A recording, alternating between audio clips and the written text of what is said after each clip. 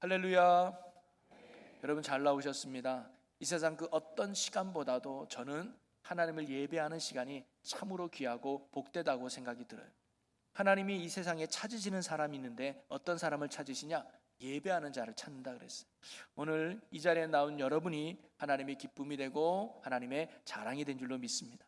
여러분도 오늘도 소망을 가지고 또 은혜를 사모하고 또 예배를 사모하고 주님을 사랑함으로 이 자리에 나온 여러분에게 하나님의 큰 은혜와 평강이 오늘도 충만하여 새로 시작하는 이번 한 주도 여러분 예수 안에 늘 승리하는 복되고 귀한 여러분의 삶이 되시기를 주님의 이름으로 간절히 축원합니다.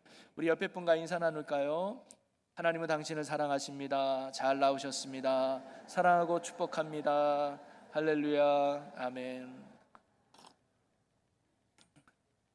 저는 오늘 부목사님이 봉독한 말씀을 가지고 긍휼히 여기는 자가 복이 있나니라는 제목으로 여러분 함께 말씀을 나누고자 하는데요.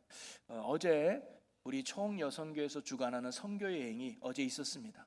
그래서 거의 100여 명 가까운 분들이 어제 버스 타고 속초 가서 바다도 구경하고 맛있는 식사도 하고 아주 교제를 하고 왔는데요.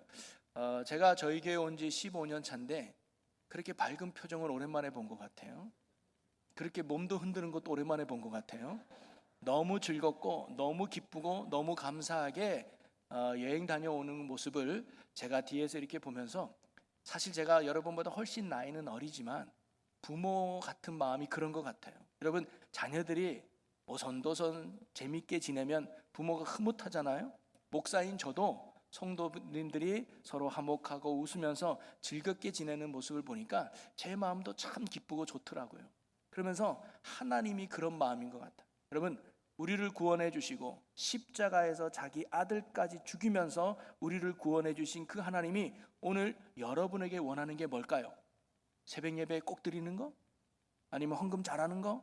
아니면 봉사 열심히 하는 거? 아니요. 그것보다 하나님이 정말 원하는 건 여러분이 복되게 사는 겁니다. 예수 안에 행복하고 믿음 안에 기쁨을 누리며 하나님과 동행하며 복을 누리는 삶을 하나님이 그 무엇보다 우리에게 원하신다는 거예요. 예레미야 29장 11절에 보면 이런 말씀이 있습니다. 너희를 향한 나의 생각을 내가 아나니 평안이요 재앙이 아니니라. 너희에게 미래와 희망을 주는 것이니라. 하나님이 궁극적으로 항상 우리에게 원하는 게 있다는데 그게 뭐냐면 우리의 평안과 우리의 희망과 우리의 소망과 우리의 기쁨이라는 거예요. 그걸 주시고자 우리를 구원해 주신 하나님이에요. 이 땅에서 참된 평안과 소망을 누리는 복 있는 삶을 살아가는 것을 하나님이 우리에게 원하고 계시고 그게 아버지 하나님의 마음이며 우리를 향한 하나님의 뜻인 줄로 믿습니다. 그러나 우리가 구원은 누구나 받아요. 구원은 예수님을 믿으면 누구나 받지만 하나님이 주시는 복과 은혜는 누구나 받는 것이 아니라 믿음과 삶의 그릇이 돼야 하나님이 복을 주신다는 사실입니다. 바로 팔복이 복을 담는 그릇과도 같은 내용의 말씀이죠. 또한 팔복은 그리스도인의 신앙 인격을 이루는 기초가 되고 주께서 세우신 하나님 나라 초석을 이루는 아주 주옥 같은 말씀이 예수님이 하신 바로 팔복에 대한 말씀입니다. 한마디로 말해 누가 하나님의 복을 누리며 사는가, 누가 하나님의 나라를 누리며 이 땅 가운데 살아가는가, 그 기초가 되고 초석이 되며 뿌리가 되는 말씀이 바로 예수님이 말씀하신 8가지 복 있는 자의 말씀이라는 거예요. 그러면서 지금까지 심령이 가난한 자, 애통하는 자, 온유한 자, 의에 줄이고 목마른 자가 복이 있다라고 말씀하시면서 이런 자들이 하나님이 함께하고 이런 자들에게 하나님이 복을 주셔서 하나님 나라를 이루는 복된 삶을 살아갈 수 있다는 거죠. 그러기에 팔복은 하나님의 백성이 갖추어야 될 믿음의 태도와도 같은 말씀이 바로 팔복입니다.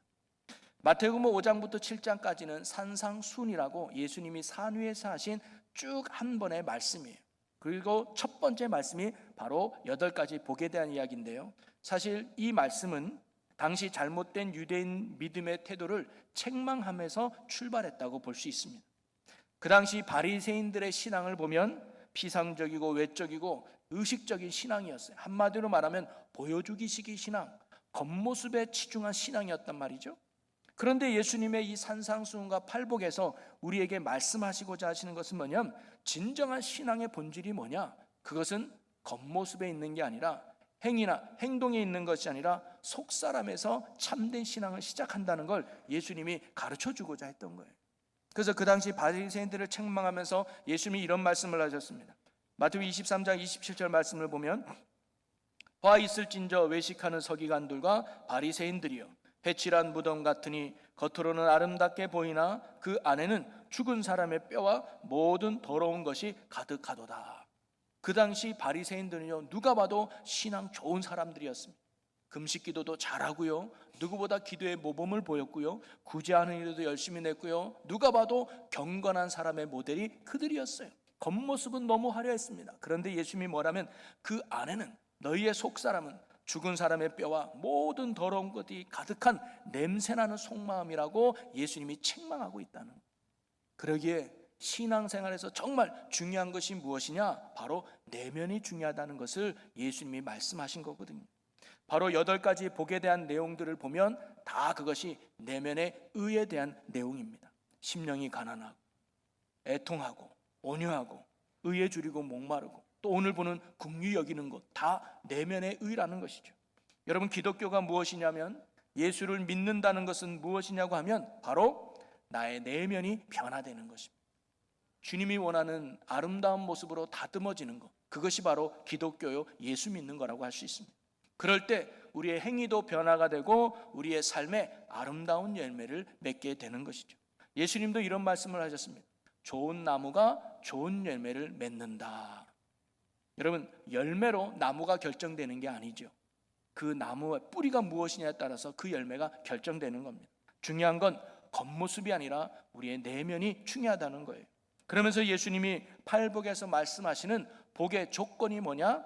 모두가 외형적인 조건이 아니라 내면의 변화가 복의 조건이 된다는 것을 우리에게 가르쳐 주신 것이죠. 그렇다고 예수님이 행동을 무시하거나 소용없다고 하신 것이 아닙니다. 행동이 정말로 중요하지만 그 행동을 이루는데 중요한 게 뭐냐? 내면의 변화에 있다는 거예요. 먼저 내면의 의가 이루어질 때 저절로 아름다운 행동, 바른 행동이 나타나게 된다는 겁니다. 그래서 바른 성품과 인격에서 나오는 행위, 그것이 성경이 말하는 착한 행실인 것이며 바로 우리 믿는 자들이 지향해야 될 신앙의 목표고 방향이라는 겁니다. 마틴 조이드 존슨 목사님은 이 산상순 말씀을 가르치면서 이런 말씀을 했어요. 그리스도인은 의로운 일을 행하기 전에 이미 의로운 존재다라는 말을 했어요. 여러분, 이 말이 이해가 됩니까? 우리는 의로운 일을 행하기 이전에 이미 의로운 존재가 되었다는 거예요. 우리가 의로운 행동을 했기 때문에 우리가 의로운 자가 된 것이 아니라 이미 우리는 예수 그리스도로 의로운 자가 되었기 때문에 우리가 행하는 모든 행동들이 의로울 수밖에 없다는 거예요. 존재가 변화가 될 때 행동이 달라지게 된다는 겁니다. 좋은 나무가 될 때 좋은 열매를 맺게 된다는 거죠. 그래서 항상 신앙의 초점은 어디냐? 우리의 내면에 맞춰져 있다는 겁니다. 우리는 믿음과 행위를 별개의 것으로 이해하는 경우가 종종 있어요. 그래서 이렇게 말하는 분도 있습니다. 저 사람 참 믿음은 좋은 것 같은데 행실은 바르지 않는 것 같네. 나는 참 믿음이 좋은 것 같은데 행실에는 참 약한 것 같아. 여러분, 이 말은요, 맞는 말이 되지 않아요. 이렇게 말할 수 있습니다. 저 사람은 아내를 참으로 사랑하는데 아내가 좋아하는 일은 전혀 하지 않아. 이렇게 말하는 것과 같을 수 있어요. 여러분, 참된 사람은 상대방을 향해서 행동이 나오고 그를 위한 행위들이 나오지 않습니까? 참 믿음도 마찬가지예요. 우리 안에 살아있는 참된 믿음이 있다면 반드시 그는 거룩한 행위로 착한 행실로 나타나게 마련이라는 거예요. 여러분, 경상도 지역 남부 지역으로 가면 감리교를 이단으로 오해하는 분들이 종종 있습니다. 그것은 우리 감리교가 행위를 강조하고 있다고 잘못 생각하는 분들이 종종 계시기 때문이에요. 그것도 그럴 것이 감리교가 시작될 때가 그런 모습으로 비춰졌기 때문입니다. 여러분, 존 웨슬리 목사님이 구원의 확신이 없었어요. 그가 목사가 되고도 또 신학교를 가도 그가 항상 구원에 대한 갈망이 있었습니다. 그래서 그가 열심히 신앙생활을 하려고 했던 이유는요, 내가 이렇게 열심히 해야 하나님이 나를 인정해 주고 하나님이 나를 구원해 줄 것만 같았기 때문에 그렇게 열심히 믿음 생활을 했었습니다. 그래서 학교 가서 신성의 홀리클럽을 만들어 가지고 정해진 시간에 기도하고 정해진 시간에 성경 읽고 정해진 시간에 전도하고 정해진 시간에 착한 일하고 이렇게 의로운 행실에 날마다 열심히 했던 게 바로 이 존 웨슬리 목사님이었어요. 그래서 사람들이 별명을 붙여줬어요. 뭐냐? 규칙쟁이들. 그 규칙쟁이라는 말이 메소디스트거든. 규칙쟁이들. 그런데 그래도 이렇게 열심히 살아도 항상 마음에는 불안함이 있었고 구원에 대한 확신이 없었습니다. 그래서 심지어 선교사까지 지원을 해요. 근데 선교사에서 실패하게 되고 야밤도주를 하게 됩니다. 그런데 배를 타고 오는 도중에 태풍을 만나게 돼서 배가 침몰 위기에 닥은 거예요. 그때 존 웨슬리 목사님은 심한 두려움을 느낍니다. 나 여기서 죽으면 지옥 갈 것 같은데, 나 여기서 끝나면 내 인생 지옥 갈 것 같은데, 그런 불안함과 두려움이 존 웨슬리 목사님 마음에 가득한 거예요. 근데 배 한편에서 모라비아 교도들이 기쁜 표정으로 찬송을 부르고 있는 모습을 목격하게 됩니다. 아니, 저들은 어떻게 이 두려움을 극복했을까? 저들은 어떻게 이 죽음 앞에 저렇게 평안할 수 있을까? 하면서 그들의 신앙에 감동을 받게 됩니다. 그리고는 무사히 살아나서 영국에 도착했을 때 모라비아 교도들이 드리는 성경 공부 모임에 참석하게 됩니다. 그리고는 어느 날 한 말씀이 이 웨슬리 목사님 마음에 깊게 박히게 됩니다. 그게 뭐냐면 오직 의인은 믿음으로 말미암아 살리라. 그러면서 웨슬리 목사님의 일기에는요, 가슴이 뜨거워지는 걸 느꼈다 그래서 소위 성령의 인치심을 경험하게 됩니다. 그러면서 내 노력으로 구원받는 게 아니구나, 내가 의롭게 산다고 하나님이 나를 구원해 주는 게 아니구나, 오직 믿음, 예수 그분으로 내가 구원을 받는구나 하면서 구원의 확신을 얻게 됩니다. 그때부터 이 존 웨슬리 목사님의 내면은 변화되기 시작하죠. 여러분, 그렇다고 존 웨슬리 목사님의 행동이 달라졌느냐? 아니에요. 똑같이 정해진 시간에 일어나서 기도하고 성경 보고 전도하고 구제일을 합니다. 그런데 뭐가 달라졌어요? 동기와 의지가 달라졌어요. 전에는 내가 주체가 됩니다. 내가 구원받으려고 내 힘과 내 노력으로 의를 이루려고 했는데 이제는 뭐예요? 하나님의 은혜로 하게 되더라. 구원의 조건이 아니라 구원의 열매로 기도하게 되고 구원의 열매로 성경 읽게 되고 구원의 열매로 착한 일을 하게 되더라는 거예요. 그러면서 감리교가 시작된 게 규칙쟁이들, 규칙적인, 그게 메소디스트의 시작입니다. 그래서 감리교는 개인 신앙의 체험을 중시합니다. 그리고 나아가 의로운 생활을 강조합니다. 그래서 감리교는 속회부터 시작된 거예요. 이 웨슬리 목사님의 신앙 운동을 본받고자 함께하는 사람이 모이니까 너 그러면 이 몸에 둘러오면 이거 지켜야 돼. 죄를 끊고 하나님 앞에 의롭게 살아야 돼. 네가 구원받았다면 우리 이런 삶 살아야 돼. 구원의 조건이 아니라 구원의 열매로서 삶을 함께 결단하며 시작한 속회가 감리교의 출발이었습니다. 그러기에 이 웨슬리 목사님이 강조하는 건 참된 믿음이 있다면 의로운 행위가 반드시 동행되어진다는 거예요. 참된 행위는 바로 내 의지의 행위가 아니라 믿음 있는 사람은 그 믿음의 결과로 은혜로 말미암아 행위가 따라오게 된다는 거죠. 그래서 로마서의 믿음과 야고보서의 믿음이 같은 거예요. 로마서의 믿음은 믿음의 시작을 말하는 거고 야고보서의 믿음은 믿음의 결과를 말하는 거예요. 참된 믿음은 행위가 따르게 있다는 거예요. 그래서 믿음과 행위는 별개의 것이 아니라 하나라는 사실입니다. 저 사람의 믿음은 참 좋은데 행실이 아니네, 그거 믿음 없는 것일 수 있습니다. 참된 믿음은 하나님의 의로움을 따라가게 되기 마련이죠. 이런 믿음의 의미 속에서 오늘 우리가 읽은 말씀을 한번 이해해 보려고 하는데요, 아니면 오늘 말씀을 잘못 오해할 수가 있습니다. 긍휼히 여기는 자는 복이 있나니 그들이 긍휼히 여김을 받을 것이며, 뭔가 조건절 같습니다. 내가 이렇게 해야 하나님이 나에게 축복하시고 내가 이렇게 해야 하나님이 나를 구원하실 것만 같은 내 공적인 의로움이 들어가는 말씀처럼 비춰질 수 있습니다. 근데 이것은 잘못된 접근이고 나의 공적이 아니라 엄밀히 말하면 긍휼히 여김을 받는 자가 바로 긍휼히 여기게 된다는 말씀이에요. 내가 먼저 긍휼히 여김을 받았을 때에 내가 긍휼히 여길 줄 아는 자가 되고, 내가 먼저 용서를 받은 자가 될 때 용서를 베푸는 자가 되고, 내가 먼저 큰 사랑을 받음을 깨달을 때 내가 사랑할 줄 아는 자가 된다는 겁니다. 그래서 오늘 말씀에 보이지 않는 뿌리는 뭐냐면 우리는 하나님의 긍휼을 받은 자라는 것부터가 시작되는 거예요. 여러분, 이 산상수훈의 팔복은 누구에게 한 말이냐? 예수를 알지 못하고 하나님을 알지 못하는 무리에게 한 말이 아니라 제자들에게 했다는 것이 중요합니다. 제자들은 뭐예요? 이미 구원받은 자들, 이미 하나님의 긍휼하심을 받은 자들에게 한 말씀이라는 거예요. 바로 오늘 예수 믿고 구원받아 이 자리에 사는 예배하는 저와 여러분에게 주신 말씀이에요. 그러면서 긍휼함을 받은 우리가 이제는 긍휼을 베푸는 자가 되어야 한다고 예수님이 말씀하시는 거예요. 그럴 때 하나님의 더 큰 긍휼하심 속에 우리가 살아갈 수 있다는 거거든요. 그러면서 하나님이 우리에게 베푼 긍휼과 또 우리가 베풀어야 될 긍휼이 무엇인가를 오늘 한번 생각해 보면요. 먼저 긍휼이라는 의미가 무엇일까? 긍휼을 받은 사람은 긍휼히 여길 것이다 라고 했는데, 여기서 이 긍휼은 뭐냐면 자세히 풀어보면 영어 성경에는 자비를 베푼다는 말로 나옵니다. 성경에는 인자, 은혜라는 말로 번역이 되어 있는데요, 히브리 말로는 헤세드라는 단어를 많이 사용합니다. 헤세드는 사랑으로 번역됐고 호사야서는 인애라고도 번역되어 있습니다. 이 헤세드 단어의 의미와 뜻은 뭐냐면 어떤 상대방을 불쌍히 여기는 마음과 동정심을 말하는데 거기에 행동이 덧혀져 준 것을 헤세드라고 말합니다. 한마디로 행동 있는 사랑, 행동 있는 긍휼을 바로 헤세드라고 말하는 겁니다.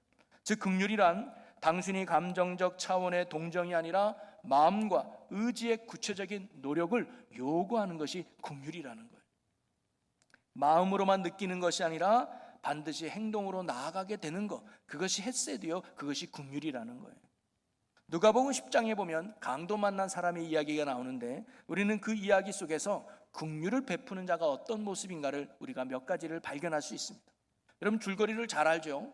한 사람이 여리고 가다가 강도를 만나게 됩니다. 옷도 다 뺏기고 물건도 다 뺏기고 몸도 몽둥이로 맞아서 피투성이가 돼요. 거의 죽어가고 있는 과정에 있었습니다.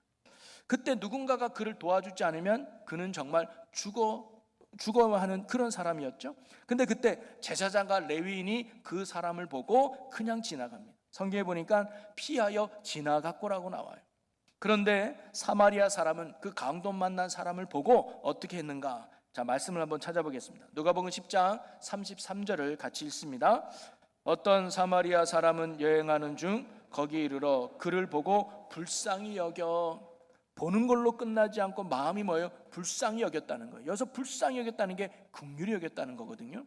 그러면 그의 긍휼은 눈으로 머물지 않고 어떻게 이어지는가? 그 다음 34절과 35절을 여러분들 한번 읽어보겠습니다. 시작.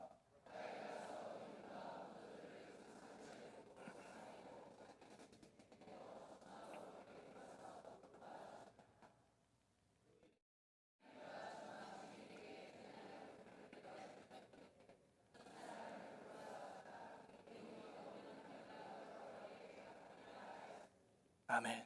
그는요 강도 만난 사람을 눈으로만 보고 끝내지 않았습니다. 마음으로 불쌍히만 여긴 걸로 끝나지 않았습니다. 자기가 가지고 있는 것을 사용해서 그 사람을 뭐예요? 구체적으로 도와주었다는 거예요. 이것이 바로 긍휼을 베푸는 자의 모습이라는 사실입니다. 바로 긍휼을 베푸는 자란 눈으로만 마음으로만 머무는 것이 아니라 그것을 넘어서 구체적인 행동을 포함하는 것이 긍휼을 베푸는 자임을 성경 우리에게 말해주고 있어요. 또 하나 이 사마리아 사람을 통해 배울 수 있는 긍휼은 뭐냐면 긍휼은 아무런 조건 없이 베푸는 것이어야 한다는 것을 가르쳐주고 있습니다. 여러분 사마리아 사람이 강도 만난 사람을 도와준 이유가 무엇일까요? 아는 사람이어서? 아니면 전에 빚을 진 사람이어서? 그런 이유가 전혀 나오지 않아요. 전혀 모르는 남남이었을 겁니다. 그런데도 그를 도와준 거예요. 도와준 이유가 뭘까요? 자신이 도와주지 않으면 이 사람이 죽을 것 같으니, 나의 도움이 없으면 이 사람은 반드시 죽을 것 같은 그 마음 때문에 이 사람은 아무런 조건 없이 아무런 이유 없이 이 강도 만난 사람을 적극적으로 도와줬던 거죠. 아무런 조건 없이 이유 없이 바로 이렇게 도와주는 것이 긍휼함이다라고 성경 우리에게 가르쳐주고 있습니다. 이처럼 긍휼이란 자격이 없는 자에게 주어지는 사랑, 친절과도 같은 것이라고 할 수 있습니다. 여러분 그런데 하나님이 오늘날 우리에게 베풀어 주신 사랑이 바로 이 긍휼하심과 같다는 사실입니다. 사마리아 사람이 강도 만난 사람과는 아무런 관계가 없지만 아무런 조건 없이 그를 살려준 것처럼 하나님은요 죄로 인하여 죽어가던 우리를 아무런 조건 없이 우리를 살려주셨습니다. 하나님은 우리를 살리기 위해 기꺼이 인간의 몸으로 이 땅에 오셨고요, 또 이 땅에 오신 예수님은 우리를 살리기 위해서 고통의 십자가를 능히 지셨습니다. 하나님은 이 땅에 인간이 되실 필요는 전혀 없으셨고요, 예수님은 십자가에 죽을 이유는 더더욱 필요가 없으셨습니다. 그런데도 왜 그렇게 하셨을까요? 이유는 하나예요. 저와 여러분을 긍휼히 여겨주셨기 때문입니다. 긍휼은 눈으로만 머무는 게 아니고 마음으로만 머물지 않습니다. 반드시 구체적인 행동으로 나타난다는 거죠.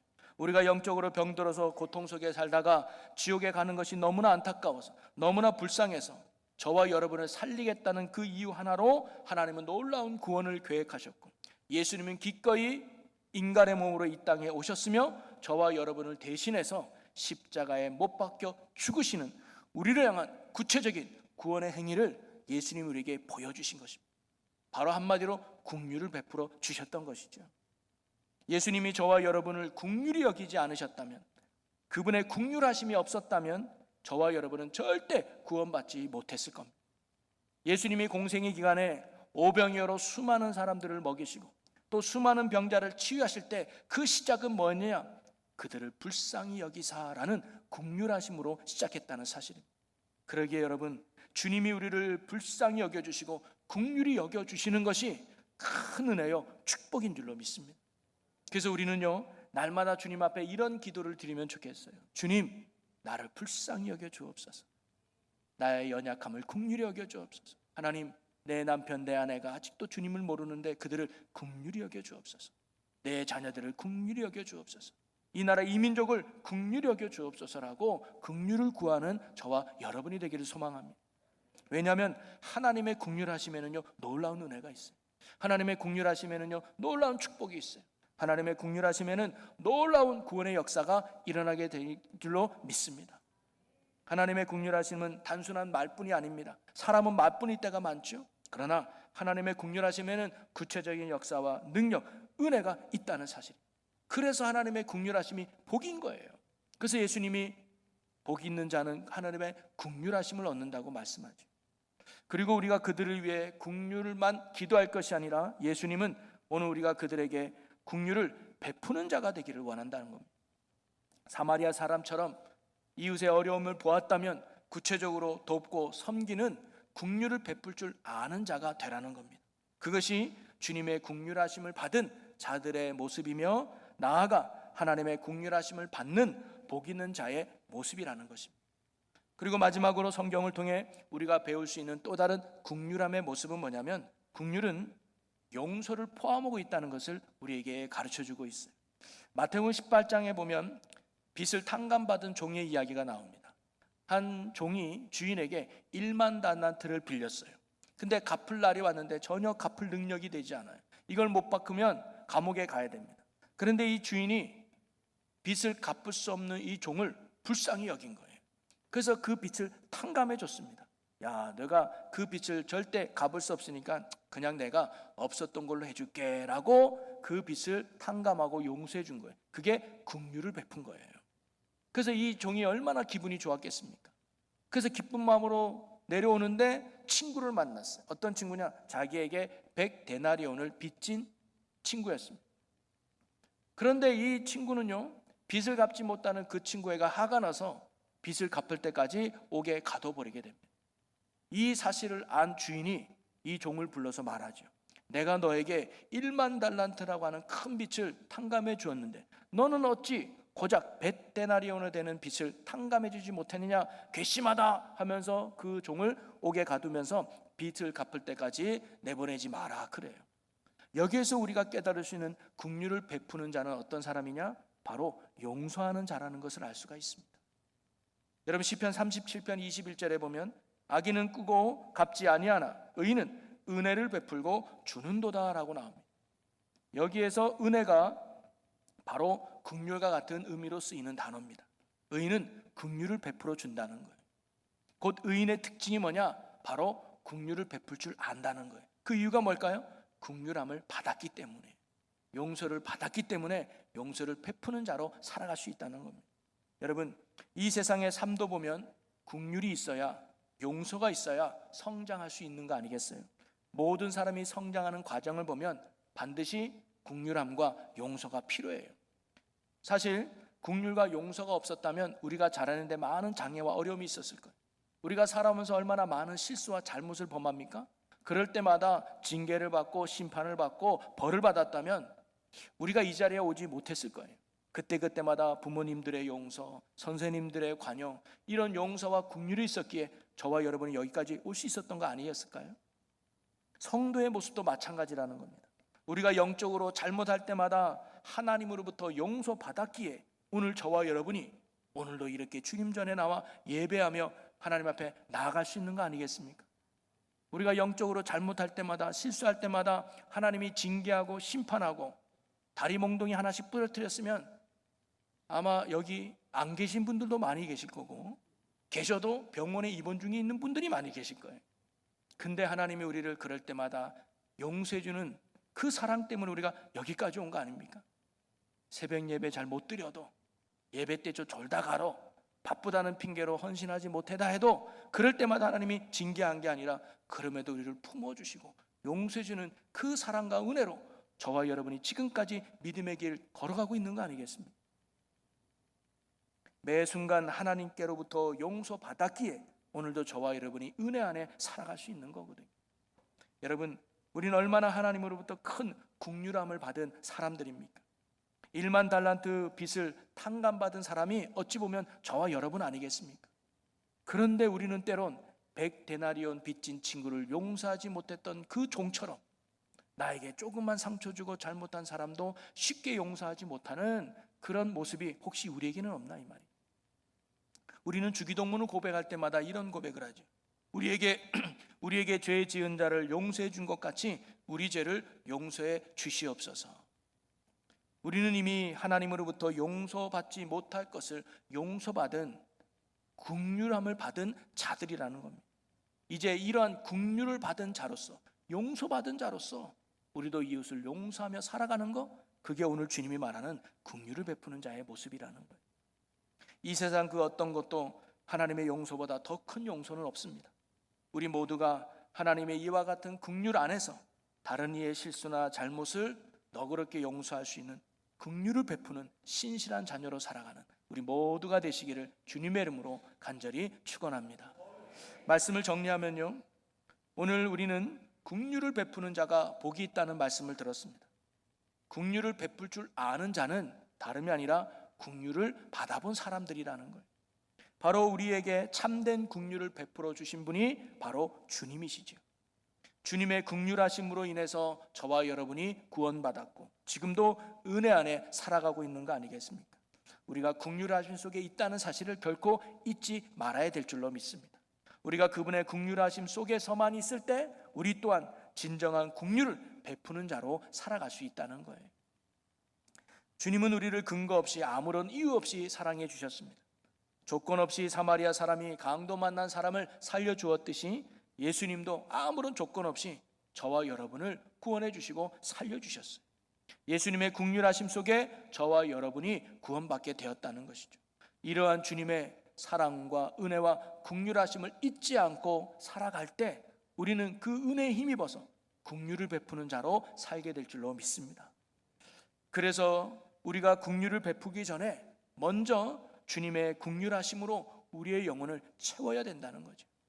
나의 마음을 주님의 사랑으로 채워가야 돼요. 내 심령을 그의 은혜 안으로 충만해야 됩니다. 내가 먼저 좋은 나무가 돼야 된다는 거죠. 그럴 때 우리의 말이, 우리의 행위가 남을 살리는 아름다운 열매를 맺게 되는 것입니다. 그리고 우리가 주님 말씀처럼 기도로 긍휼을 구하는 자뿐만 아니라 긍휼을 베푸는 저와 여러분이 되기를 주님의 이름으로 간절히 소망합니다. 여러분 주변에 혹시 힘들어하는 사람이 보입니까? 도움이 필요한 자들이 보입니까?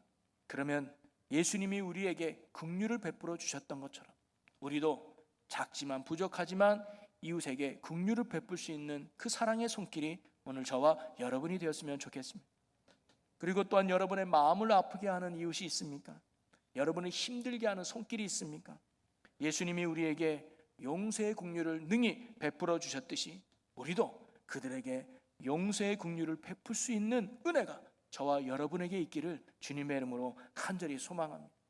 우리의 힘으로는 할 수 없습니다. 그래서 주의 긍휼하신 은혜가 필요한 것이죠. 십자가의 주님의 긍휼하심으로 우리도 능히 섬길 수 있고 사랑할 수 있고 용서할 수 있는 줄로 믿습니다.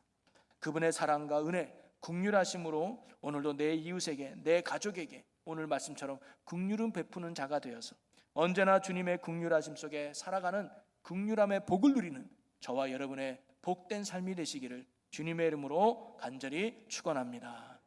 우리 기도하겠습니다. 오늘 주신 말씀을 붙들고 함께 1분만 결단하며 기도하기를, 주님, 우리가 주님의 긍휼하심 은혜 안에 긍휼을 베푸는 자로 살게 하여 주시옵소서. 도움의 손길을 내밀고 용서하는 자로 살게 하여 주옵소서라고 우리 주여 크게 한번 외치고 함께 동성으로 기도합니다. 주여, 하나님, 주님의 긍휼하심 속에 우리가 긍휼을 베푸는 자가 되게 하여 주시옵소서. 사랑의 손길을 내밀고 도움의 손길을 내미는 자가 되게 하여 주시옵소서. 그리고 무엇보다 용서하는 긍휼을 베푸는 자가 되기를 원합니다. 우리가 주님 앞에 큰 용서를 받은 자임을 잊지 아니하게 하시고 큰 사랑을 받은 자임을 잊지 아니하게 하시고 우리가 그 은혜 안에, 그 사랑 안에, 그 축복 안에 힘을 얻어 우리도 이웃을 사랑하고 섬기며 용서하는 데 힘쓰는 하나님의 긍휼히 여기는 자가 되게 하여 주옵소서. 그래야 또 다른 하나님의 긍휼하심을 받아 누리는 축복의 삶을 사는 하나님의 자녀들 되게 하여 주옵소서. 주여, 우리가 이 땅에 하나님의 복을 누리기 원합니다. 긍휼함을 받는 복을 누리는 축복의 인생들 되게 하여 주시옵소서. 이끄실 주님을 찬양합니다. 아멘. 할렐루야. 사랑과 은혜가 풍성하신 아버지 하나님, 진정한 내적인 의에서 바른 행위가 나오는 줄로 믿습니다. 우리가 정말로 자비를 베푸는 불쌍함과 동시에 행동을 베풀 줄 아는 긍휼을 베푸는 자들이 되게 하여 주옵소서.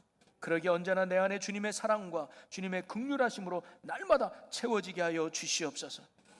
하나님의 구원은 내게 근거 있기 때문에 베풀어 주신 것이 결코 아님을 압니다. 우리도 다른 사람에게 구제하고 사랑을 베풀고 나눌 때 근거 없이 긍휼을 베푸는 주의 사랑의 종들이 되게 하여 주시옵소서. 또한 우리에게 잘못하고 실수하고 나의 마음을 아프게 하는 이들이 있다면 주님의 그 긍휼과 용서받음을 잊지 아니하고 우리도 그 사랑에 힘입어 이웃을 용서를 베풀 수 있는 믿음의 사랑과 용기를 허락하여 주시옵소서. 그래서 오늘 축복의 말씀처럼 우리가 날마다 긍휼을 베풀 수 있는 복된 자들이 되어 날마다 주님의 긍휼하심으로 채워지는 천국의 삶을 누리는 주의 백성들 되게 하여 주시옵소서. 우리를 긍휼히 여겨주시는 우리 주 예수 그리스도의 이름으로 기도합나이다. 아멘.